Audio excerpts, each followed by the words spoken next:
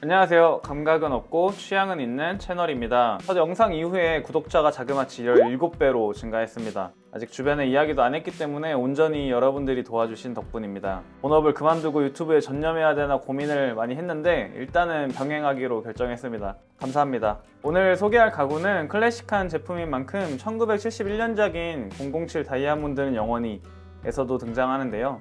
영상을 보시면 Must be some mistake. I didn't order any. No mistake, sir. 보셨나요? 다시 한번 보면 Must be some mistake. I didn't order any.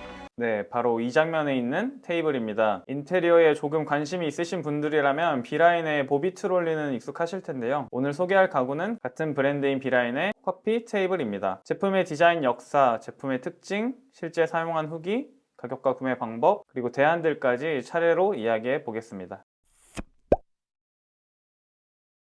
B라인은 1999년 조르지오 보르딘에 의해 설립된 이탈리아 가구 회사입니다. 제품에서 느껴지는 클래식함과는 달리 생각보다 역사가 오래된 회사는 아닌데요. B라인 대표는 잊혀지는 것을 경계한다는 철학을 가지고 1960년대부터 이어진 이탈리아의 역사적인 디자인 제품들을 재발매하거나 또는 재해석하는 방식으로 브랜드를 운영하고 있습니다. 대표적인 예가 조콜롬브의 1970년 보비 트롤리와 루돌포 보네토의 1969년 커피 테이블입니다. 루돌포 보네토는 원래 재즈 드러머로 활동했지만 유명한 레이싱 드라이버였던 외삼촌 펠리체 보네토 덕분에 디자인을 접하게 됩니다. 외삼촌의 영향으로 1951년 페라리 디자인으로도 유명한 이탈리아 자동차 디자인 업체 피닌파리나에 합류하며 자동차 디자인을 시작합니다. 이후 1958년 독립하여 가전제품, 의료기기, 스키부츠, 시계, 램프, 의자 등 정말 다양한 산업 디자인을 선보였는데요. 생애 동안 이탈리아의 가장 오래되고 권위 있는 산업 디자인상인 황금 콤파스상을 7번 수상했고 1991년 사망 후에도 공로를 인정받아 마지막 8번째 상을 받았습니다. 루돌포 보네토가 디자인한 제품들을 보면 심플한 곡선을 활용한 형태가 많은데요. 디자인은 손에 쥐고 있는 나비와 같다. 너무 세게 잡으면 죽고 놓으면 날아간다.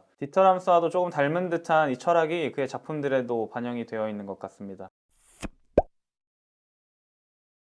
B라인 커피 테이블을 선택하게 된 이유는 첫 번째는 역시 독특한 디자인입니다. 커피 테이블, 소파 테이블이라고 하면 대부분 장방형, 타원형의 형태로 따뜻한 느낌을 내는 나무 제품이나 차가운 느낌을 내는 유리 상판의 제품이 많이 보이는데요. B라인 테이블은 자동차 내외장재, 가전제품 등에 쓰이는 ABS 플라스틱으로 만들어져서 반짝이면서도 깔끔한 마감을 보여줍니다. 덕분에 캐주얼하면서도 가벼운 느낌의 거실을 연출하기 좋고 심플하기 때문에 바닥 마감이나 러그의 디자인 방향성에 따라 다양한 모습을 보여주기도 합니다. 두 번째는 다양한 활용 가능성입니다. 이름에서 알 수 있듯이 4분의 1짜리 조각 4개로 이루어진 제품인데요. 기본 원형뿐만 아니라 곡선 형태로 길게 연결한 S자형 테이블로 쓰거나 반원을 위로 쌓아 선반으로 활용하는 것도 가능합니다. 실제로 저도 거실이 조금 작은 편이라서 일단 구매하고 거실에 비해 테이블이 너무 크게 느껴지면 반원만 테이블로 활용하고 나머지 2개는 위로 쌓아 구석의 코너 선반으로 사용할 계획도 했었고요. 세 번째는 쨍한 색상입니다. 제가 쓰고 있는 코코넛 화이트,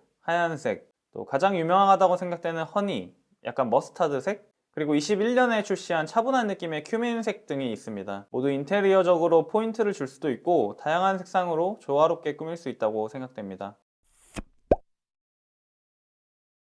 모듈 가구들의 특징 중 하나인 것 같은데요. 역시 생각보다 모듈의 변형이 쉽거나 자유롭진 않습니다. 예를 들어 평소에는 원형으로 이용하다가 여러 친구들이 왔을 때는 길게 만들어 놓는 생각을 했었는데요. 바꾸는 과정이 꽤나 번거롭습니다. 먼저 제품을 전체 뒤집은 후에 빡빡하게 껴져 있는 고정용 부품 전체를 탈착해야 합니다. 처음엔 귀찮아서 뒤집지 않고 대충 빼보려고 했는데 이 부품으로만 오롯이 결합이 되어 있는 상태라서 잘 빠지지도 않고 플라스틱의 바닥면 마감은 생각보다 날카로워서 위험하기도 하고요. 가끔씩 인테리어 전환을 위한 구성 변경은 문제없지만 시시각각 대응하는 용도의 변경은 귀찮아서 어려울 것 같습니다. 플라스틱이기 때문에 발생하는 일인데 스크래치에 굉장히 취약합니다. 저도 뭔가 먹을 때는 테이블 매트를 따로 깔기도 했는데도 가까이에서 보면 이미 스크래치가 많이 생겼더라고요. 지금은 반쯤 포기하고 있고 일반적인 아파트 조명 정도에서는 크게 눈에 띄진 않아서 다행으로 생각하고 있습니다. 하얀색 제품이라 그런지 물자국도 많이 보이고요. 음식 양념 흘렸을 때는 빠르게 닦아내서인지 반년 정도 쓰면서 지금까지 색깔의 변형은 없습니다. 없습니다. 남양에서 항상 햇빛에 노출되는 컨디션이라 걱정을 많이 했는데 아직까지는 해에 의한 색상 변화도 없습니다. 그리고 다음은 예상하지 못했던 쓰다 보니 느낀 단점인데요. 발을 정말 많이 부딪히게 됩니다. 이게 무슨 말이냐 하실 텐데 조심성 없는 제 성향을 차치하고도 친구들 오면 진짜 무조건 한 번씩은 발이 걸립니다. 구조적인 문제인 것 같은데 테이블 상단은 다 똑같은 모습인데 하단은 막혀있는 부분이 있어서 인지가 잘 안 되고 발이 걸리는 것 같습니다. 그렇게 발이 걸리면 아까 말씀드렸듯이 날카로운 바닥면이 바닥 장판을 긁으면서 조금씩 밀리고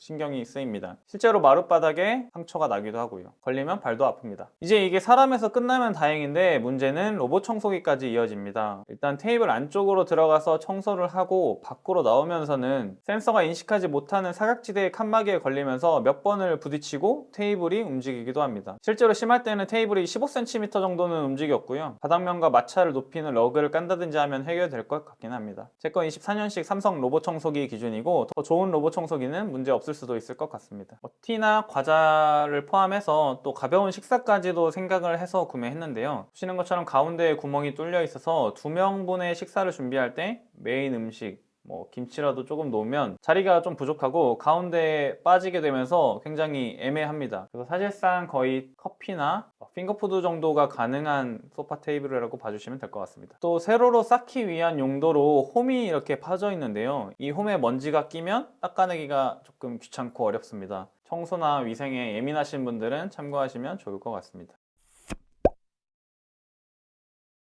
가격은 대략 60에서 70만원 정도로 온라인에서 구매하실 수 있습니다. 워낙에 유명한 제품이기 때문에 다양한 사이트에서 판매 중인데요. 대표적으로는 오늘의 집, 29cm, 바우트, 8컬러스, 보블릭, 콜렉션비, 루밍 등이 있습니다. 각 사이트마다 신규 가입 쿠폰이나 할인 혜택, 배송기간 등 차이가 있어서 참고 부탁드리고요. 콜렉션비나 루밍 등 일부 사이트의 오프라인 쇼룸에서도 실물을 확인할 수 있고 바로 구매도 가능합니다. 인기가 많은 제품이라 중고로도 쉽게 구매할 수 있는데요. 중고가구 거래 플랫폼 풀티에서는 50만원대에서도 판매된 적이 있습니다. 후 중고로 판매할 경우에도 일정 부분 가격 방어가 가능하다는 점도 참고하시면 좋을 것 같습니다.